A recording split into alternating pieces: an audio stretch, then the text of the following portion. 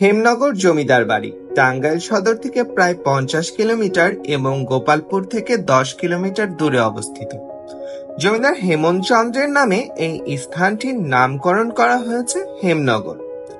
স্থানীয়দের কাছে এই স্থানটি পরিদালান নামেও পরিচিত। হেমচন্দ্র চৌধুরী 1890 সালে শিমলাপাড়া মৌজায় নতুন একটি দ্বিতল রাজপ্রাসাদ নির্মাণ করেন।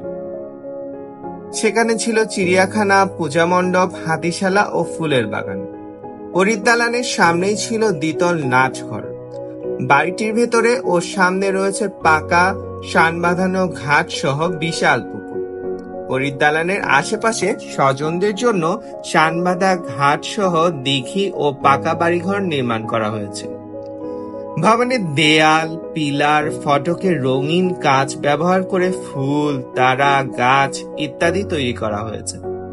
অত্যন্ত কারুকার্যমণ্ডিত দামি কড়ি ও অপূর্ব পাথরে মোড়ানো অগ্রভাগে দুইটি পরীর ভাস্কর্য সমৃদ্ধ বাড়িটি লতাপাতার অপরূপ নকশায় তৈরি।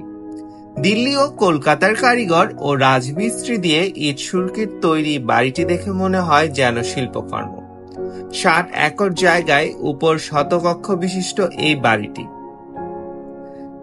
এই জমিদার বাড়িটির মূল ভবনটি বর্তমানে হেমনগর কলেজ করা হয়েছে।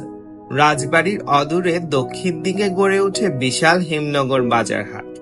এলাকাটি হেমচন্দ্র চৌধুরীর নামানুসারে হেমনগর নামে নামকরণ করা হয়েছিল। ঢাকার অদূরে অবস্থিত হওয়ায় একদিনেই ঘুরে আসতে পারবেন অসাধারণ স্থাপত্য শৈলীর হেমনগর রাজবাড়ি থেকে।